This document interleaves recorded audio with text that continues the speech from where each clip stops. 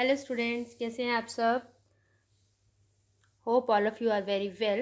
तो स्टूडेंट्स, आज हम चैप्टर नंबर 5 स्टार्ट करने जा रहे हैं, that is arithmetic progression. It's very easy chapter और आपको अच्छे से समझ में आ जाएगा, ये इसमें कोई दिक्कत नहीं है। तो ये चैप्टर अर्थमेटिक प्रोग्रेशन क्या होता है, जब कोई चीज़ एक पैटर्न में चलती है। ठीक है, अर्थमेटिक प्रोग्रेशन हम उसे कहते हैं जब कोई भी चीज़ एक पैटर्न में चलती है, तब हम उसे अर्थमेटिक प्रोग्रेशन कहते हैं। जैसे आपने कहीं देखे होंगे पेटल्स ऑफ सनफ्लावर हैं ये, ठीक है, ये लैडर की जैसे ये लगे हुए हैं, सब एक इक्वल इक्वल जो है, इक्वल पैटर्न चल रहा है ना। यहाँ पे जितना है दोनों साइड थोड़ा थोड़ा बढ़ा के यहाँ पर आ गया, ठीक है, ऐसे इक्वल पैटर्न चल रहा है। तो इस तरह से जब कोई चीज़ इक्वल पैटर्न में बढ़ रही होती है तो उसे हम अर्थमेटिक प्रोग्रेशन में कहते हैं। ठीक है, जब सक्सीडिंग टर्म जो होती है वो उसमें कुछ ना कुछ नंबर, एक फिक्स्ड नंबर ऐड करने के बाद अगली टर्म आती है, ठीक है, तो उसे हम उसे हम कहते हैं। जैसे अब हम मान लेते हैं कि हम जैसे हम कोई टर्म्स लेते हैं, जैसे आप 1 2 3 4 ही ले लो, ठीक है, मैं सिंपल अभी आपको समझा रही हूँ कि जैसे 1 2 3 4 दिस इज़ अ सीरीज़। ठीक है, तो जो हमारी फर्स्ट टर्म है इसे हम ए मानते हैं। अर्थमेटिक प्रोग्रेशन में हम फर्स्ट टर्म को हमेशा ए मानते हैं। ठीक है, फर्स्ट टर्म को हम क्या मानते हैं, ए। ठीक है, ए मानते हैं हमेशा। तो ये हमारी ए है। ओके, तो ए हमारी कितनी है, 1। अब जो डी क्या होता है, D difference between two terms, difference between two terms.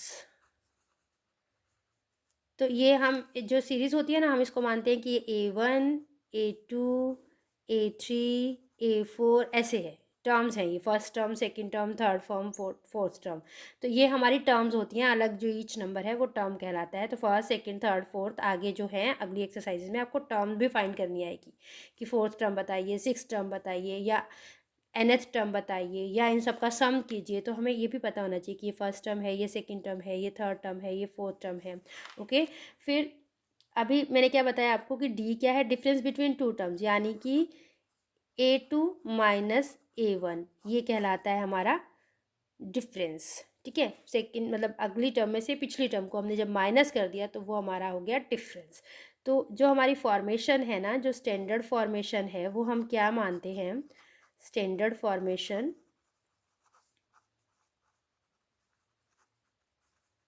Of an AP series, arithmetic progression, A means AP, arithmetic, P means progression।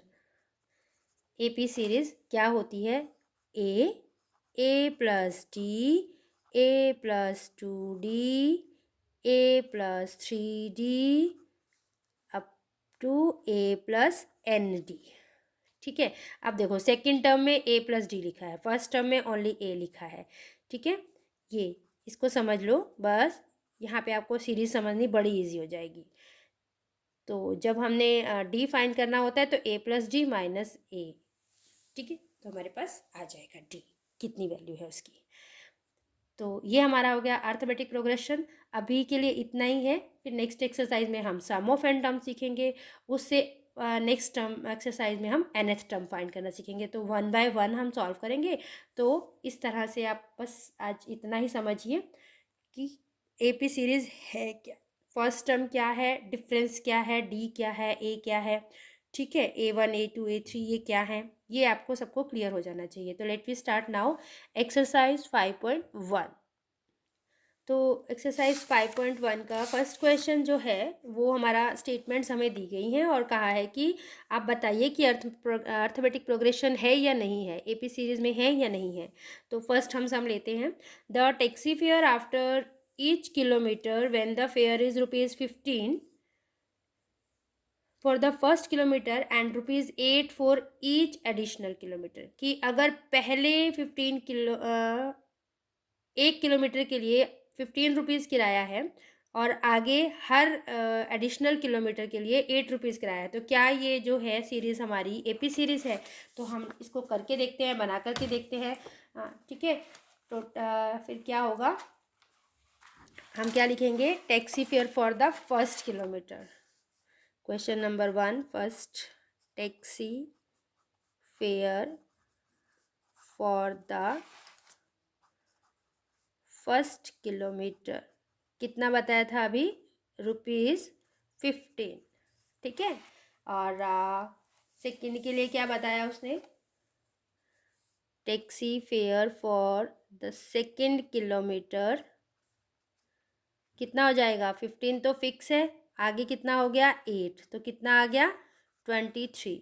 For the third kilometre कितना आ गया बेटे, अब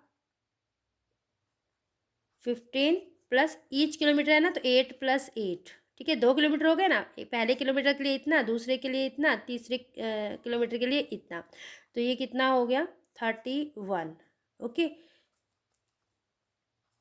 फोर्थ किलोमीटर अब कितना आ गया, हम इसमें भी ऐड कर सकते हैं, 31 + 8 भी कर सकते हैं, सेम ही आएगा, करके भी देख लें। फर्स्ट किलोमीटर के लिए 15, सेकेंड किलोमीटर के लिए 8, थर्ड के लिए 8, फोर्थ के लिए 8, चलिए करें, 8 8 16, 8 24, 24 और 15 39, तो सेम आया ना, तो ये दोनों सेम ही है, चाहे हम इसमें ही 8 प्लस कर दें। तो हमारे पास क्या सीरीज़ आ रही है, let we write series 15, 23, 31 and 39। तो अब आप अगर देखो, ये लेट्स गो ऑन है, पता नहीं ना कहाँ तक हमें फाइंड करना है, तो उसने कहा है कि अब हमें चेक करना है कि क्या ये एपी सीरीज़ में है। तो जब मैंने क्या बताया था कि अगर जो है difference between succeeding and preceding remain same then it is in the pattern, तो ये एपी सीरीज़ में है। तो अब हम देखते हैं हम क्या डिफरेंस, 23 - 15 कितना आ रहा है, 23 - 15 कितना आ रहा है 8, 31 - 23 कितना आ रहा है 8, 39 - 31 कितना आ रहा है 8, तो ये सेम आ रहा है सब में, है ना। So this series has same difference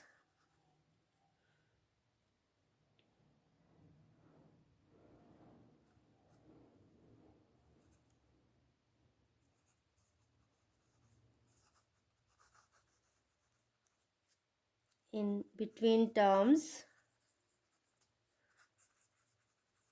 so it is in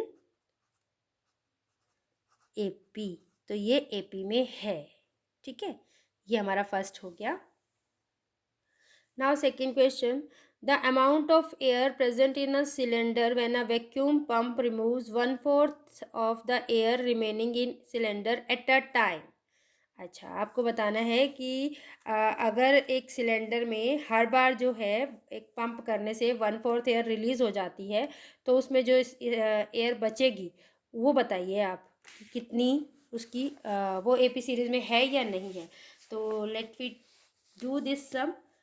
तो हम क्या करेंगे, पहले एज्यूम कर लेते हैं कि let the initial air in the initial volume of air in cylinder कितनी मान लेते हैं हम, v मान लेते हैं, वॉल्यूम है ना तो v ही मान लेते हैं, ठीक है। तो अब क्या कह रहा है कि in each stroke vacuum pump removes, जब भी हम वैक्यूम पंप चलाते हैं, वैक्यूम पंप रिमूव्स 1/4 एयर, ठीक है, 1/4 एयर रिमूव्ड, एयर रिमेनिंग, अब कितनी 1/4 एयर रिमेनिंग, तो कितनी रह गई remaining air in the cylinder कितनी है, अब कितनी रह जाएगी, कितनी रह जाएगी, 1 में से 1/4 चली गई तो 3/4 रह जाएगी, ठीक है। ये इतनी बच जाएगी हमारे सिलेंडर में, हर पंप के बाद, हर स्ट्रोक के बाद जब भी पंप करेंगे। तो क्या सीरीज़ बनेगी वॉल्यूम की, फिर पहले वी है, ठीक है, फिर फर्स्ट पंप किया तो 3/4 वी बन गई, ठीक है। सेकंड पंप किया तो 3/4 का स्क्वायर v बन गई। इसी तरह से फिर से पंप किया थर्ड टाइम तो v बन गई। ये इस तरह से बढ़ती जाएगी मतलब वॉल्यूम। तो अगर अब हम देखें कि इन टर्म्स में क्या सेम डिफरेंस है, हाँ, तो ये कितनी आ गई 3/4v और ये 9/16v और ये 27/64v। तो अगर मैं डिफरेंस करके देखूँ तो क्या सेम आ रहा है इनमें? Let me check. 3/4v minus v कितना आ जाएगा बेटा? अच्छा, ये नेगेटिव पॉजिटिव फ्रैक्शन कुछ भी मतलब आना सेम चाहिए, ऐसा नहीं है कि भाई पॉजिटिव ही आना चाहिए। -v/4 आया, ओके। अब नेक्स्ट देख लेते हैं। 9/16v माइनस 3/4v कितना आएगा? 16। 9v माइनस 12v, तो ये कितना आ गया अपने पास? -3/16v। तो सेम नहीं आ रहा ना, तो here terms do not have same difference. ठीक है, टर्म्स में जो डिफरेंस है वो ही सेम नहीं आ रहा है। So this series is not an AP. This series is not in AP. ठीक है, तो ये एपी में नहीं है ये सीरीज। ठीक है, अब हम इसका करते हैं third part. Let we read the first. The cost of digging a well after, ये क्वेश्चन अमिट है आपका, डिलीट है, ये क्वेश्चन नहीं है आपका। नेक्स्ट है, ये ओल्ड बुक है ना इसलिए। तो ये अभी थर्ड पार्ट ये है। The amount of money in the account every year when ₹10,000 is deposited at compound interest at 8% per annum. आपको बताना है कि अगर कंपाउंड इंटरेस्ट पे हम 10,000 रुपीज़ को 8% पर एनम पे जमा करवाते हैं तो कितना जो ब्याज है क्या वो एपी सीरीज़ में आएगा? इफ़ वी डू इट, तो यहाँ पर हमारा जो है पी जो दिया है वो है हमारा 10,000। ठीक है, रेट ऑफ इंटरेस्ट जो दिया है वो है 8% एनम। तो अब हम देखते हैं कि अगर कंपाउंड इंटरेस्ट लेते हैं first year, compound interest for first year, तो कितना आएगा? वो क्या हो जाता है, कैसे फॉर्मूला होता है? P × 1 + R/100 मल्टीप्लाइड टाइम होता है। तो फर्स्ट के लिए ऐसे आएगा, और अगर मतलब ये बढ़ता जाएगा ना तो nth के लिए कितना आएगा? P × 1 + R/100 n आ जाएगा। तो हम सीरीज़ देखते हैं कितनी आएगी हमारी। ये 10,000 रहेगा हमारा, है ना, और ये 8/100। ठीक है, इसी तरह से फिर दोबारा क्या हो जाएगा? 10,000 रहेगा, और ये 1 + 8/100 का ट्वाइस हो जाएगा। इस तरह से बढ़ता बढ़ता यहाँ पर आ जाएगा 10,000। हमें पूरा करके दिखाने की ज़रूरत नहीं, हमें डिफरेंस ही देखना है। 3 टर्म्स भी हमारी होंगी ना तो चल जाएगा। अभी क्या करते हैं, 10,000 को हम कॉमन ले लेते हैं। तो हमारे पास क्या अंदर बच रहा है?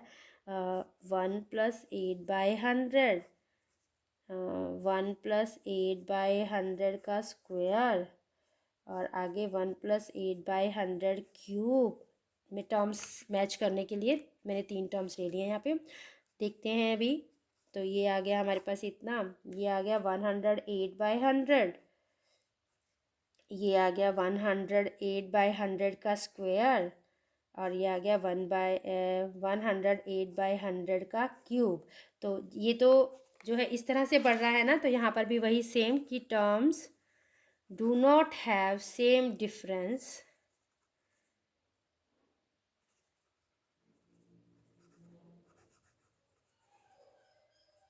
so these terms are not in AP. So these terms are not in AP। तो ये अर्थमेटिक प्रोग्रेशन में नहीं है। ठीक है बेटा, ये सम आपका कंप्लीट हो गया फर्स्ट। तो नेक्स्ट क्वेश्चन जो आपका है उसमें आपको फर्स्ट फॉर्म टर्म्स बतानी है एपी की। आपको ए भी गिवन है और डी भी गिवन है, तो इट्स वेरी इजी सम। इसमें जैसे फर्स्ट क्वेश्चन है a = 10 और d = 10। तो देखो मैंने आपको क्या बताई थी कि जो एपी सीरीज होती है वो कैसे होती है, इफ़ यू रिमेंबर कैसे होती है? हमने क्या करी थी, ए प्लस डी, है ना, कैसे होती है, ए प्लस डी, ए प्लस 2d, ऐसे ही थी ना।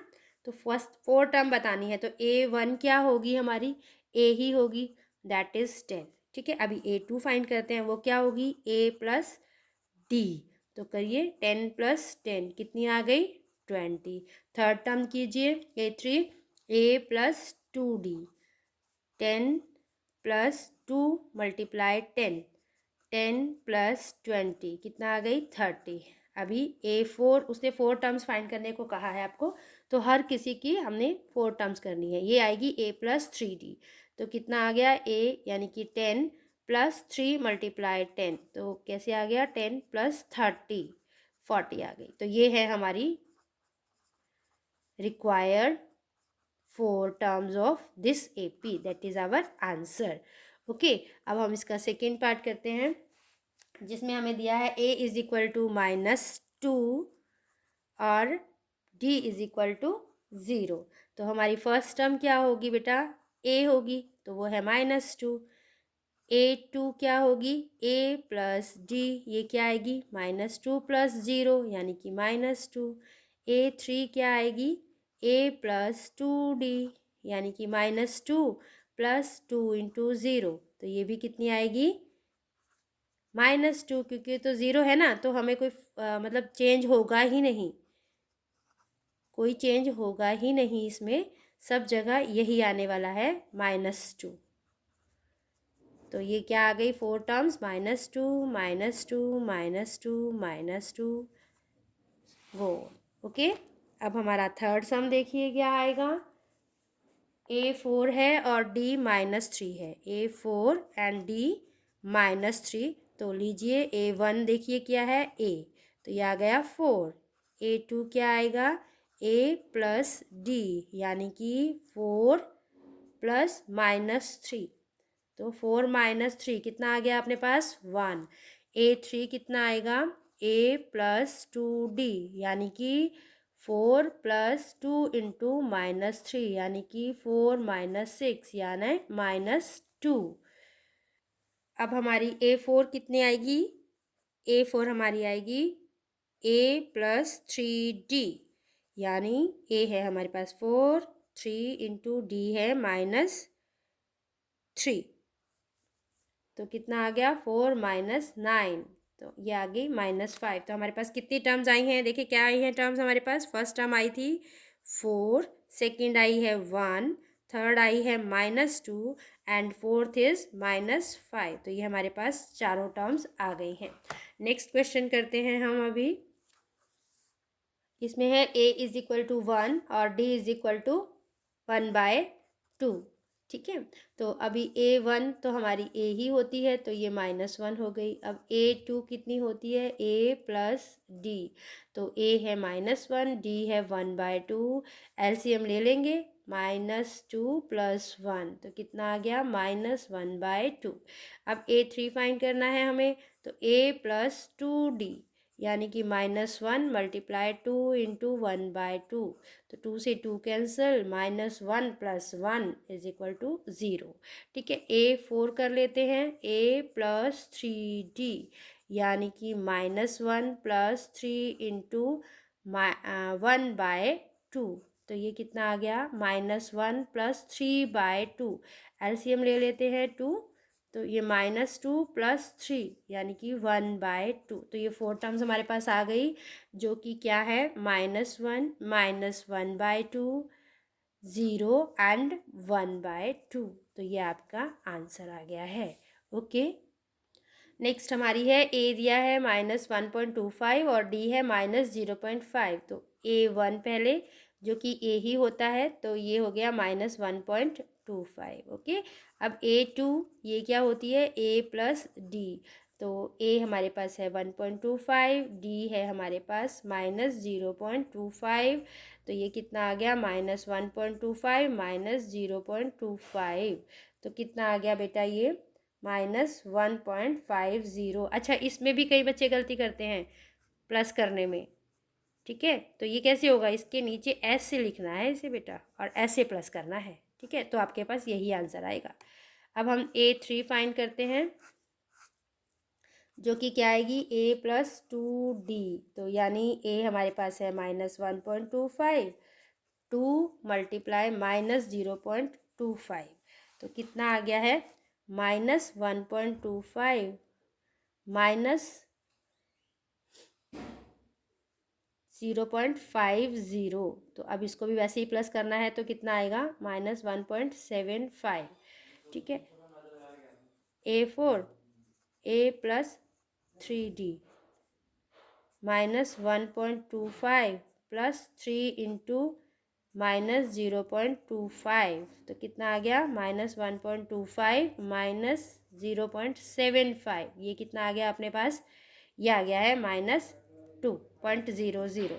ठीक है, तो 4 टर्म्स हमारे पास क्या आ गई हैं, हमारे पास क्या आई हैं, -1.25, सेकेंड हमारे पास आई थी, ये है -1.50, थर्ड हमारे पास आई है -1.75, फोर्थ हमारे पास आई है -2। 0 0 लिखने की ज़रूरत नहीं होती, तो ये हमारा आ गया आंसर। ठीक है, आपके 1 और 2 क्वेश्चन कंप्लीट हो गए हैं। Hope all of you understand very well. So please बेटा आप इन जो वीडियोज़ हैं लाइक शेयर एंड सब्सक्राइब कर दीजिए, ताकि ये वीडियोज़ का जो फ़ायदा है ज़्यादा से ज़्यादा बच्चे उठा सकें। Thank you, have a nice day.